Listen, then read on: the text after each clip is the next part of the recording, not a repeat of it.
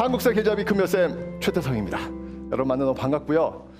오늘 제가 여러분한테 여기 천년의 이야기를 좀 들려드리려고 왔는데 궁금해요. 진짜 궁금해요. 일단 여기서 고향이 전라도신 분 한번 손 들어보세요. 오, 이 전라도만 모은 건가요 지금? 거의 뭐 95% 이상이 지금 고향이 전라도시군요. 그렇다면 여러분들이야말로 이 전라도에 대해서 저보다 혹시 더 많이 아실 수도 있겠구나라는 생각이 듭니다. 일단 제가요, 외지인이 바라본 전라도, 외지인이 과연 전라도를 어떻게 생각하는지에 대한 이야기부터 먼저 출발을 한번 해보도록 하겠습니다. 여기서 말하는 외지인은 누굴까요? 접니다. 네, 뭐 다른 사람 없으니까 접니다. 제 고향은 서울입니다. 서울이기 때문에 제 시선이 아마 일반적인 어떤 사람들의 시선이 되지 않을까라는 그런 생각이 드는데, 일단 재밌는 이야기들을 제가 먼저 들려드리도록 하겠습니다. 일단 제가 대학교 때요, 혹시 이 중에 그 사학과 있나요? 사학과 손 들어봐요. 우리 사학도들 만나 반가워요. 표정이 왜 그래요? 오늘 많이 도와줘야 돼요. 아셨죠? 좋습니다. 사학과 학생들은요, 답사를 정기적으로 가요.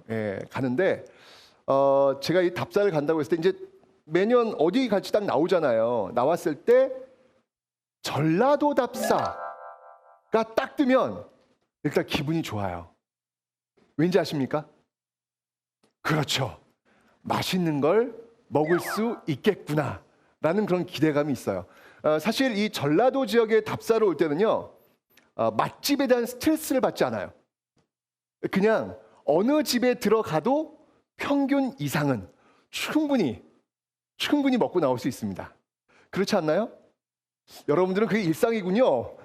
일상이기 때문에 이게 지금 무슨 말인지 모르겠지만 정말 그래요. 항상 어디가 맛집이지 검색하는 것도 굉장한 스트레스잖아요. 그죠? 근데 전라도에 딱 오면 그럴 걱정이 없기 때문에 참 좋았던 그런 기억이 납니다. 그래서 저 이번 시간 또 끝나고 나서 저녁 시간 때 오늘 저를 기다릴 이 전라도 음식이 무엇일지 너무너무 기대가 되는데 다음 스케줄이 있는 바람에 너무 아쉬워요. 그죠? 네. 어쨌건 이 맛이라고 하는 것, 전라도가 딱 떠오르면 맛있지라고 하는 어떤 느낌? 그러니까 다른 지역에 가면요, 다른 지역도 정성껏 차리세요. 네, 정성껏. 근데 먹어보면 뭔가 부족한 그런 느낌이 들거든요. 근데 전라도는 정말 찰지게 맛있는 그런 느낌들을 처음부터 끝까지 주는 게 아닌가라는 그런 생각이 들었습니다. 그래서 맛, 외지인들한테 이 전라도 하면 이 맛이라고 하는 그 느낌을 딱 주는 것 같아요. 그 다음엔 또 어떤 느낌이냐면 흥인 것 같아요. 흥. 제가 진짜 재밌는 얘기를 하나 해드릴게요. 제가 EBS에서 공부 설명을 하려고 제가 전국을 이렇게 쫙 다녔습니다. 몇 년 전에 다녔는데요. 여기도 왔었죠. 제가 목포 쪽을 한번 갔었어요.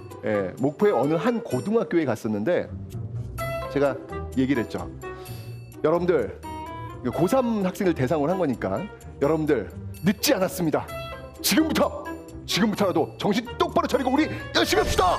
라고 했더니 저 뒤쪽에 있는 학생이 저 깜짝 놀랐어요.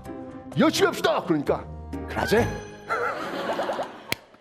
저는 우와, 뭐야, 여기 사람들은 그냥 말 자체에 가락이 있더라고요. 그러지? 이게 정말 너무 자연스럽게 나오는 거예요. 제가 그래서 야, 다르구나. 이게 다르구나.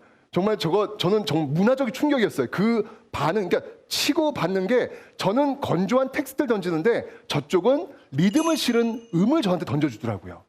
다르구나 라는 그런 생각이 들었습니다. 근데 또 목포와 광주는 또 다를 수도 있겠네요. 어떤가요? 여긴 그라지가 안 나오네. 좀 올라왔나요?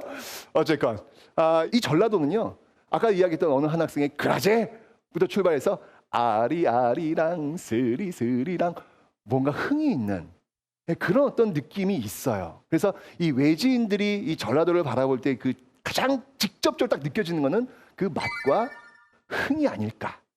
그러니까 참 사람들이 좋아 보여요. 전라도에서 제 주변에 있는, 제 운이 좋아서 그런지 몰라도 이 전라도 출신 분들이 참 정이 많더라고요. 뭘 이렇게 퍼주는 걸 좋아하시더군요. 뭘 이렇게 잘 주시더라고요, 보니까.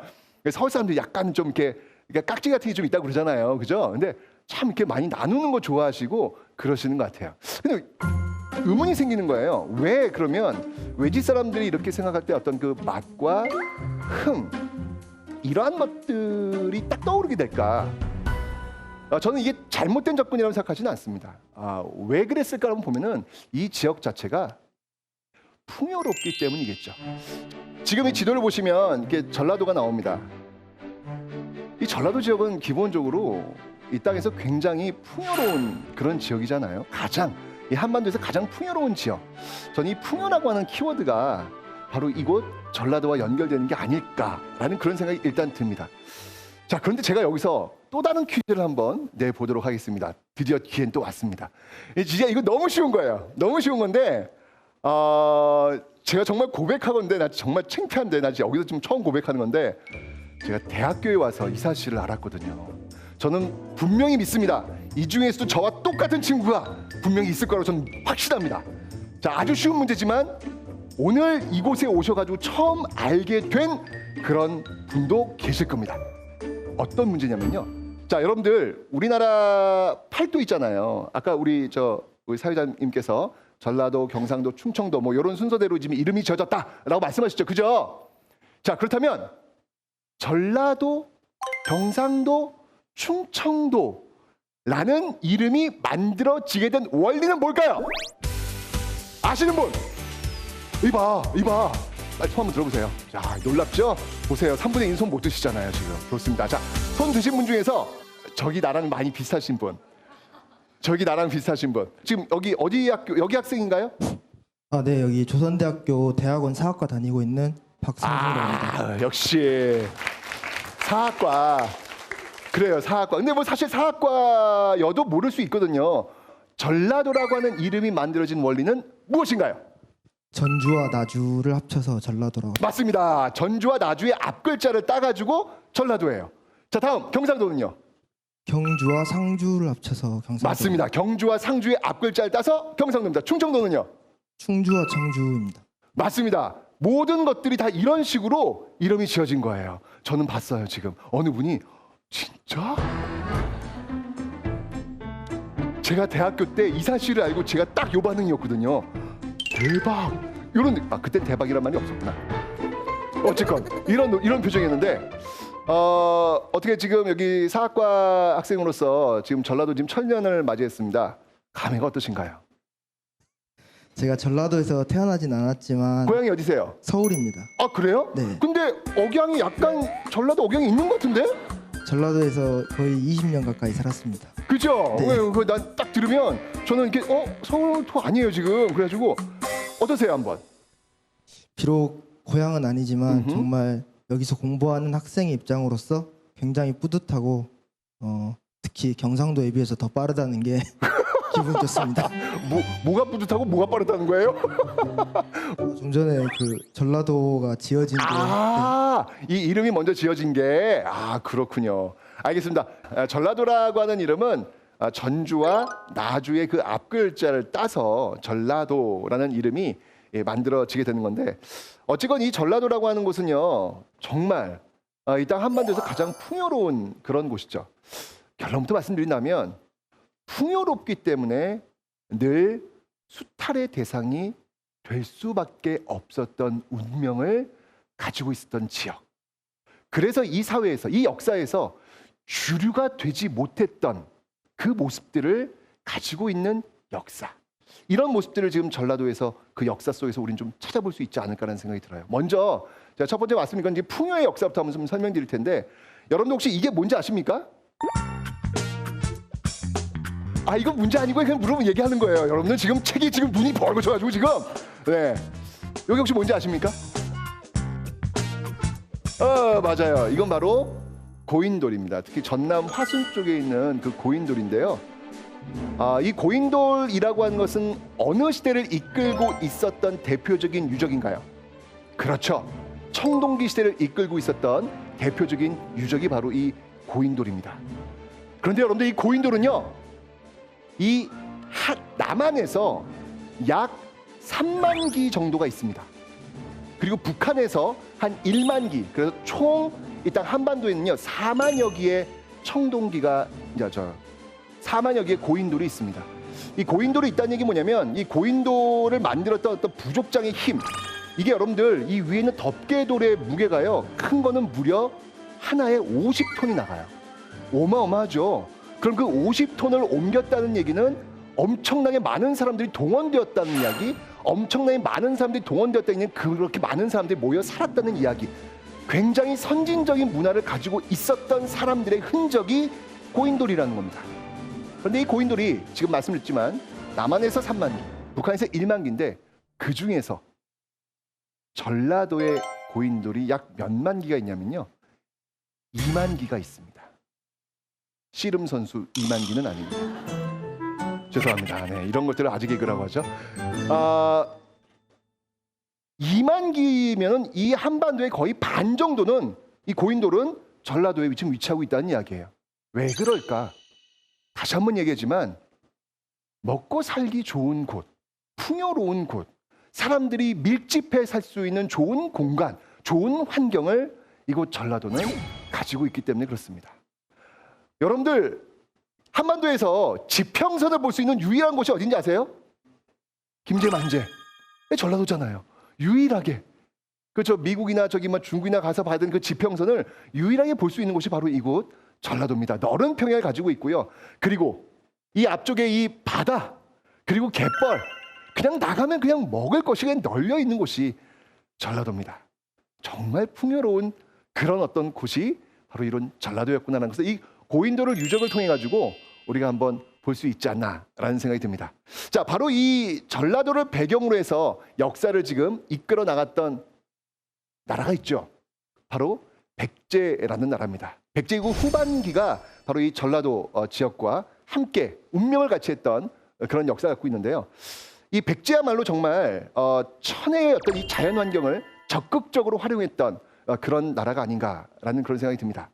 여러분들 이 백제 하면 정말 떠오르는 문화유산이 있죠. 와, 이건 정말 제가 봐도 정말 대단한 그런 작품인데요. 바로 이겁니다. 어떤 건지 잘 아시죠? 네, 금동 대향로가 되겠습니다. 사실은 이 금동 대향로가 발견된 그 시점부터 백제의 역사는 이전과 이후로 나뉜다 라고 해도 과언이 아니에요. 왜냐하면 우리가 백제의 역사를 잘 몰라요. 신라의 역사는 너무 잘 아는 반면에 백제의 역사는 잘 몰라요. 왜? 백제란 나라는 신라의 병합된 나라, 패자의 나라, 패배의 나라였기 때문에 역사는 어찌 본다면 승리자의 역사일 수 있잖아요. 그러다 보니까 이 백제의 어떤 역사들이 많이 왜곡, 축소된 그런 측면들이 많이 있죠. 백제하면 딱 떠오르는 이미지 뭔가요? 의자왕? 하면 나오는 게 뭐예요? 삼천궁녀 뭐 이런 거잖아요. 백제는 의자왕이 여자 끼고 희희낙낙대다가 결국은 죽었고 거기서 삼천궁녀 떨어 죽었다. 뭐 이런 어떤 그 이미지들이 있단 말이에요. 정말 그럴까요?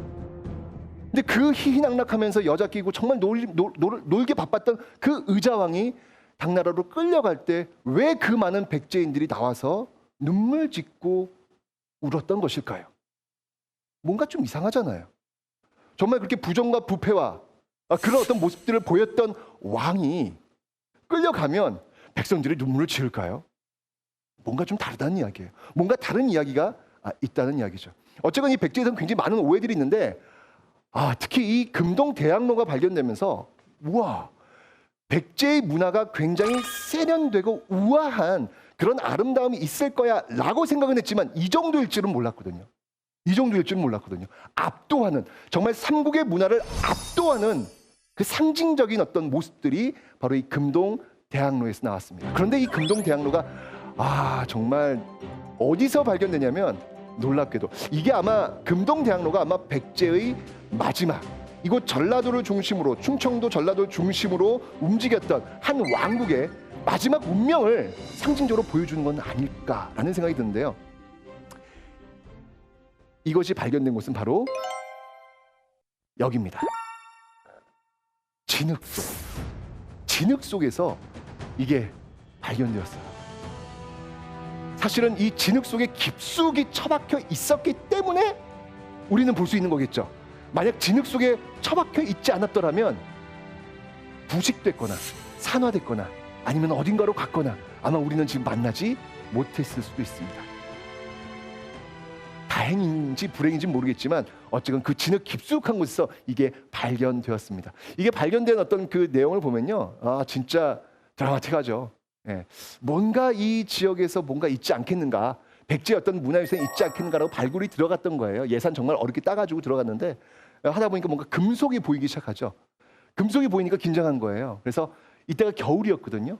겨울이었는데 그 스펀지 있잖아요. 이게 물기를 조금씩 빨아들여야 되기 때문에 물기를 한 3시간 동안 스펀지를 쭉 빨아들여 보니까 금속인 줄 알았는데 그냥 어떤 귀걸이나 뭐 이런 것 줄 알았더니 점점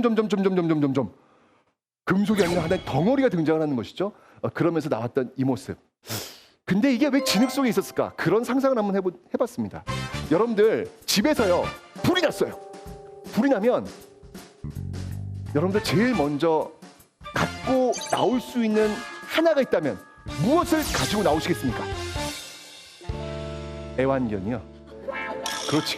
중요하지. 그렇지, 중요하죠. 어쨌든 제일 중요한 걸 하나를 들고 나올 거 아니에요. 그죠? 아마 이게 진흙 속에 처박혀 있는 이유는 이 문화유산, 이 보물을 지키고 있는 사람이 지금 나당 연합군이 막 말을 타고 막 밀려 들어온 상황. 이런 상황 속에서 제일 보물이었던 이 금동대학로를 들고 막 달려 나온 거예요. 도망간 거죠. 도망갔는데 저 뒤에 결국은 그 당나라 장수의 말발굽 소리가 막 들리는 거예요. 안 되겠다. 나중에 다시 찾으러 와야 되겠다라고 해가지고 진흙 속에 푹 처박아 두고 달려나가다가 결국은 칼에 맞고 죽은 거야. 그리고는 1500년의 시간이 흘러가 버린 거죠. 그러니까 백제 멸망의 가장 그 긴박했던 상황을 바로 이 금동대학로의 이 발견된 이 모습에서 우리가 찾아볼 수 있는 건 아닐까라는 생각이 들었습니다. 어쨌건 이 보물이 발견되었는데요. 이 보물을 한번 하나씩 분석을 해보니까 놀라운 사실들이 발견되고 있습니다. 자, 한번 보도록 하죠. 여러분들 이 금동대학로에는요 70여 개의 산이 있고요, 30여 명의 사람들이 보이고 있고요, 한 160여 종의 동물들이 있습니다. 엄청나죠? 그런데 놀라운 동물들이 이 금동대학로에 지금 보이고 있습니다. 여러분들 여기 지금 보시면 알겠지만, 자, 이 동물은 어떤 동물로 보이나요? 잘 보세요. 어떤 동물로 보이세요? 누가 얘기했어 지금? 뭐요? 코끼리. 맞습니다. 좋아요. 코끼리. 여기 코도 있고 상아도 있고 코끼리예요. 코끼리. 백제 금동대학로에 지금 코끼리가 등장을 했습니다. 그죠? 코끼리는 당연히 이 땅에 없었을 텐데 이게 뭐예요? 또 보여드릴게요. 이건 좀 어려울 거예요. 바로 보이네. 맞습니다. 이거 악어예요. 악어. 저 맨 위에 제가 조금만 더 자세히 보여드릴게요. 요거를 이렇게 보여드리면 위에 뭐 보여요? 악어 위에 여기 수면이 뽀글뽀글 그 모습이에요. 요거를 좀 캐릭터로 만들면 이렇게 보입니다. 느낌 빡 나오죠? 이걸 지금 그러는 거예요. 악어예요. 악어? 한 번도 있어요, 없어요? 없어요. 코끼리도 없고 악어도 없고. 신기해. 다른 거 보여드릴게요. 이건 백제 의자왕이 일본에 보낸 바둑판입니다. 일단 있어 보이죠? 요즘도 이런 바둑판 없어요. 예. 이 지역에 살고 있는 사람들이 좀 이렇게 격이 좀 높아요. 바둑을 두더라도 좀 이런 데다가 둡니다. 이 나무가 여러분들 놀랍게도 이 나무가 스리랑카산이에요. 스리랑카산. 여기 지금 하얀 라인들 보이시죠? 이 라인이 뭔지 아십니까? 이 라인들이 바로 코끼리 상아로 만든 거예요. 대박이죠? 이 정도는 돼야 바둑을 둡니다. 이 지역 사람들은요. 게다가 옆을 보면 여기 지금 조각이 들어와 있는데 여러분들 이 등에 뭐가 있죠? 이게 뭘까요? 낙타예요. 낙타. 쌍봉 낙타예요. 이 쌍봉 낙타는 몽골 지역에서 보여지는 낙타입니다. 아니 지금 금동대학로의 코끼리와 악어, 그리고 이 바둑판의 스리랑카 나무와 코끼리 상아와 낙타, 이건 뭘 의미하는 걸까요? 맞습니다. 바로 이 백제는 아까 여러분 봤던 그 지도 앞에 놓여져 있던 그 바다를 통해서 정말 여러분 이 바둑판에는 당시 세계가 모두 압축되어 있는 모습들. 백제인들은 이렇게 이 바다를 통해서 이 풍요로운 너른 평야와 그 앞에 쭉 펼쳐지는 바다를 통해서 세계와 교역했던 해양 대국의 모습을 백제는 지금 보여주고 있다라는 것이죠. 이 지역에 사는 사람들은 이런 자연환경을 통해서 이런 고대사의 찬란한 문화를 만들어냈던 겁니다. 정말 백제의 문화는요, 압권이라고 할 수 있죠. 백제의 문화는 정말 압권이라 할 수 있습니다. 예를 한번 들어보면 당시에 신라 선덕 여왕이 만들었던 어마어마한 건축물이 있습니다. 아파트 30층 높이의 탑을 하나 만들게 되죠. 신라 경주에 말이죠. 그 탑이 뭔가요? 황룡사 9층 목탑입니다. 아파트 30층 높이. 와, 어마어마합니다. 그죠? 근데 문제는 뭐냐면 신라는 그것을 만들 능력이 없다는 거예요. 없다는 거예요. 결국 이 황룡사 9층 목탑을 만들 수 있는 그 설계자를 모셔옵니다. 어디서? 백제. 그 사람은 누굴까요? 아비지. 백제 아비지를 모셔와서 황룡사 9층 목탑을 세우게 됩니다. 백제인들의 기술을 우리가 알 수 있다는 얘기죠. 여러분들 이건요, 고대에만 그치는 게 아니에요. 삼국시대만 그치는 게 아니에요. 통일신라로 한번 가볼게요. 여러분 통일신라에도 얘기가 전해지잖아요. 통일신라면 딱 떠오르는 경주의 엄청난 문화유산 뭐가 있습니까? 불국사, 석가탑과 다보탑. 그죠? 그 석가탑을 다른 말로 뭐라고 해요? 다른 말로 무영탑이라고도 하죠. 그림자가 없는 탑 이렇게 얘기를 하는데 그 무영탑에 얽힌 이야기, 그 무영탑을 만들었던 장인이 누군가요? 아사달. 아사달이 역시 마찬가지로 옛 백제 출신입니다. 여전히 이 지역에 살고 있었던 사람들의 그 문화 수준은 비록 이 지역의 왕조가 멸망했지만 그 뒷시대를 이어서도 주류의 문화를 만들고 있었다라는 사실들을 우리는 곳곳에서 볼 수 있다는 얘기죠. 그게 바로 이 지역 사람들의, 이 지역의 저력이 아닐까라는 생각이 듭니다. 다시 한번 얘기하지만 너른 평야를 뒤로하고 있고 푸른 바다를 앞에 두고 있는 그 사람들의 심성이라고 하는 것은 다를 수밖에 없겠구나. 여러분들은 전라도 하면 난 딱 이 사람이 떠올라. 누가 있나요? 전라도 하면 딱 떠오르는 사람. 누구? 김대중 선생님. 오케이, 좋아요. 저 뭐 가장 가까우니까. 또 누가 있나요? 역사적으로 이 사람 떠올라요. 누구요? 이순신. 좋아요, 이순신. 근데 제가 좀 여러분들한테 좀 이렇게 알려드리고 싶은 전라도인은요, 저는 이렇게 불리는 사람입니다. 바다의 신. 바다의 신 누군가요? 어떻게 아세요? 맞습니다. 바로 바다의 신 장보고. 저는 이 바다의 신 장보고 이야기를 좀 여러분들과 좀 나눠보고 싶습니다. 특히 여기 지금 청춘들이 많이 있는데 청춘들에게도 좀 자극을 줄 수 있는 그런 사람이 바로 이 장보고가 아닐까라는 생각이 들어요. 수업 시간에 여러분들 그냥 장보고 하면 딱 떠오르는 그 기지 뭐예요? 네, 청해진, 완도. 네, 요거 시험에 잘 나와. 중국의 법화원까지 요거까지 동그라미 땡땡. 이렇게 공부하면 돼. 그리고 다음으로 넘어가잖아요, 그죠? 너무 아쉬워요. 역사라고 하는 건 여러분들 사실들을 암기하는 과목이 아닙니다. 역사라고 하는 것은 바로 사람을 만나는 인문학이죠.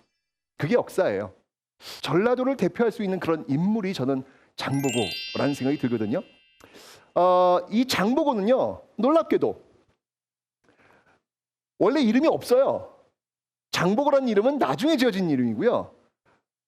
장보고는 그냥 아마도 그 완도인지도 몰라요.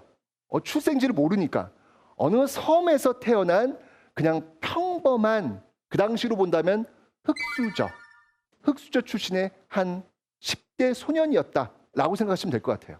이름은요, 그 당시 불렸던 이름은 평민이니까 이름이 없겠죠. 이 친구가 잘하는 게 하나 있어요. 뭘 잘하냐면 활을 잘 썼답니다. 활을. 네. 그래서 이름이 여러분들 왜 그 먹는 거 잘 먹는 사람 왜 먹보 이런 거 쓰잖아요. 그래서 활을 잘 쏜다 해서 활보. 간단해요. 이렇게 붙이면 되니까. 뭐 활보 뭐 이런 식으로 이름을 붙였던 그런 인물인데 그냥 평민이고 그냥 흑수저 출신인데 놀랍게도 이 장보고는요 그 평민들 출신 중에서 중국, 일본 그리고 한국 3국의 역사에 모두 등장하는 유일한 인물입니다. 중국에서도 너무 유명하고요. 일본에서도 너무 유명하고요. 한국에서는 살짝 알려져 있는 그런 인물. 당시 살고 있던 통일신라 시대 때 그 신라 시대를 살고 있었던 한 신라인이겠죠. 지역은 여기 출신이지만. 근데 그 신라 사회는 하나의 어떤 문제점, 지금으로 본다면 문제점이면 그 당시 뭐 당연한 모습이었겠죠. 그 신분 제도가 있었어요. 그 제도가 뭐였냐면 바로 골품제라는 제도입니다. 자, 제가 한번 두 분만 한번 모셔보겠습니다. 자, 이 중에서 경주 최 씨 한번 손 들어보세요. 나 경주 최 씨, 우리 집안. 오, 좋아요. 손 한번 들어보세요. 네, 네. 여기 잠깐만 나와보세요.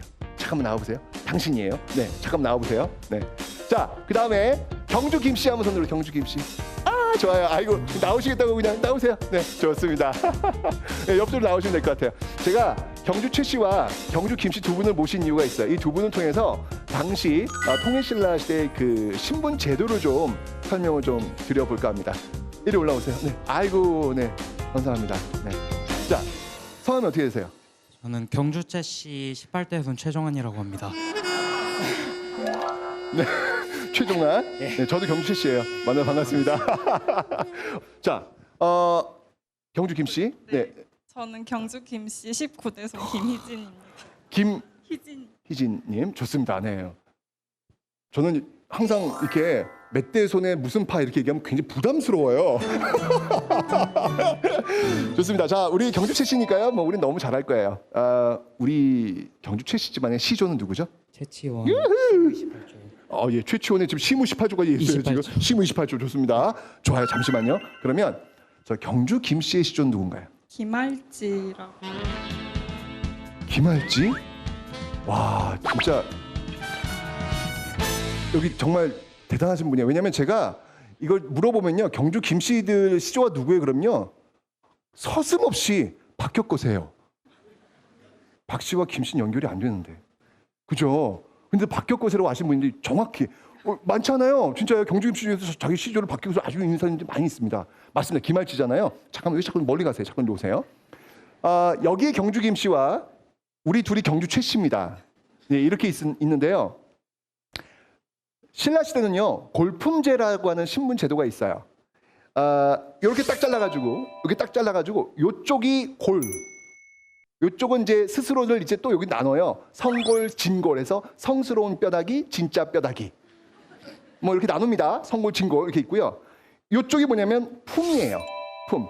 여기가 골, 여기가 품. 그래서 골품제라고 하는 거예요. 우리 저기 최치원, 우리 경주 최씨 시조 최치원 할아버지께서는 마지막을 어떻게 보내셨죠? 마지막을 정말 아름답게 보내신 것 같아요. 아름답게 좋습니다. 실제로 어떻게 나왔냐면 경주 최씨 시조였던 이 최치원 할아버지께서는 산에 들어가셔서 산신이 되셨다. 아름답죠? 네, 아름다운데 실제로 아마 제가 이런 것 같아요. 그러니까 이 최치원, 그러니까 우리 경주 최씨 집안이 좀 똑똑한 집안이거든요. 굉장히 공부를 잘하는 집안이에요. 그래서 뭐 당나라에 유학 가가지고 뭐 정말 날렸던 그런 집안이에요. 근데 와가지고 여기 경주 김씨 집안이 여기에 지금 왕족이잖아요. 여기 왕족이라고요. 여기에 이제 개혁안을 내놓는데 이 경주 김씨 집안에서 받아들이질 않죠.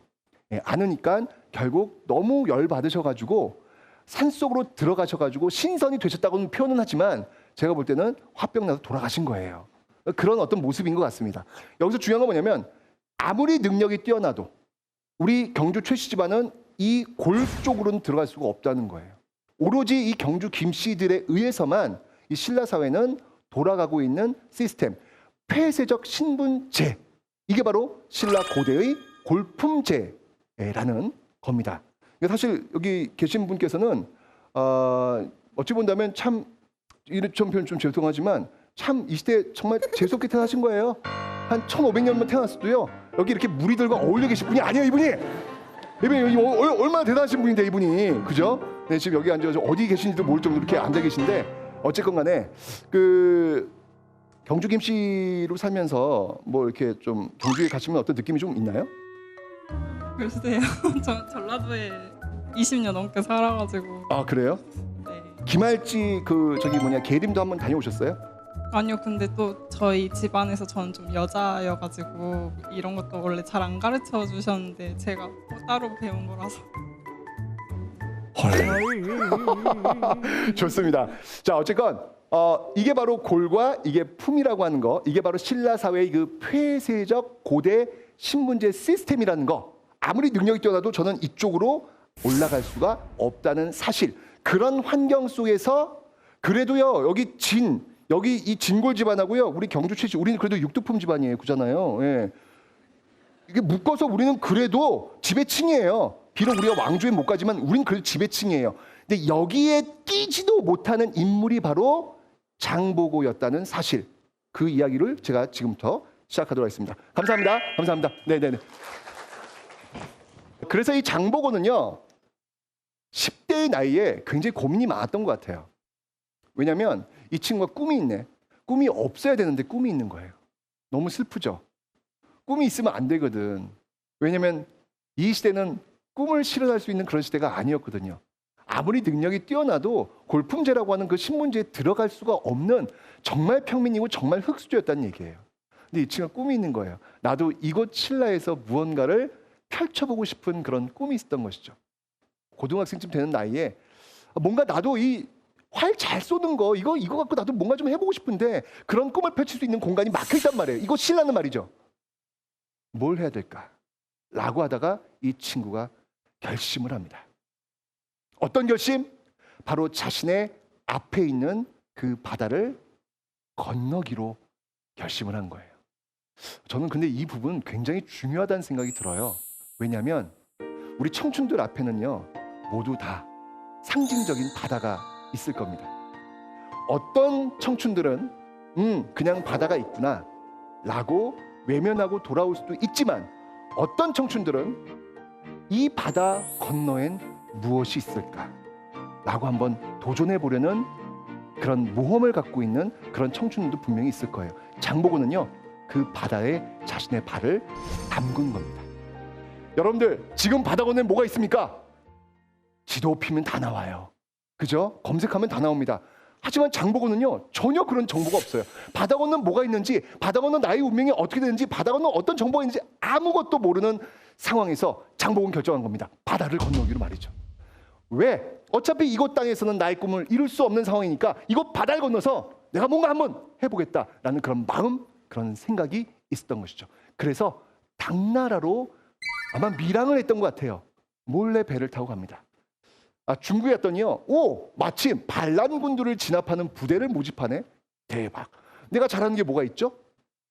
활 쏘는 거. 이거 갖고 내가 한번 해보자. 라고 해서 이제 자원을 한 거예요. 자원했더니 거기 이제 월급을 준대요. 월급을 주려면 여러분 이름이 있어야 되는 거야. 너는 이름이 뭐니? 저는 이름이 없는데요. 이름이 있어야 월급을 줄 거 아니야. 그래요? 둘러봤더니 이 중국에는 장씨성들이 많대요. 장삼 이사란 말 있잖아요. 장씨와 이씨들이 많다. 넌 성이 뭐야? 전 장씨. 너는 뭐니? 나도 장씨. 그래? 그럼 나도 장씨. 해서 장씨라는 이름을 지은 거예요. 예. 그때 이제 장보고라고 하는 이름을 그때 이제 만든 겁니다. 원래 이름도 없는 건 평민 출신이었지만 이때 중국에 가가지고 월급 받기 위해서 이름을 만든 게 바로 장보고라는 이름을 지은 겁니다. 그 장씨에 보시면 여러분들 활궁자가 들어가잖아요. 그죠? 예, 그 이름을 따가지고 장보고라는 이름을 지었죠. 야, 이 사람은요. 자신의 단점을 극대화하는 게 아니라 자신의 장점을 극대화할 줄 아는 사람이었습니다. 사람들이 그렇잖아요. 장점과 단점이 있으면 단점만 부각하려는 사람이 있고요. 장보고는 장점, 자신의 활 잘 쏘는 것 이것 하나만을 굉장히 극대화시켰던 그런 사람이에요. 전쟁에 나가서요. 공을 엄청나게 세웁니다. 세워가지고 지금으로 본다면 소령자리까지 쭉 올라가는 거예요. 엄청난 승진이죠. 신라에서는 있을 수 없는 일이 벌어진 거예요. 딱 올라가는데 그 올라가는 과정 속에서 이 장보고는 이 지역 사람들은 늘 바다를 주시했던 것 같아요. 그곳 전라도의 어느 섬에서 바다를 응시하면서 바다를 건넜듯이 그곳 당나라에서도 바다를 본 겁니다. 봤더니 굉장히 많은 무역선들이 왔다 갔다 하는 거예요. 저 무역선은 뭘까? 알아봤더니 엄청난 물자를 싣고 중국과 신라를 오가면서 돈을 많이 버는 거예요. 그래? 내가 신라 사람인데 신라들은 내가 더 잘하지. 신라에 필요한 물자, 신라가 부족한 물자, 이거 나 꿰고 있는데 내가 아까 장사를 한번 해볼까? 라고 해서 군대를 이제 접고요. 또 다른 꿈을 꿉니다.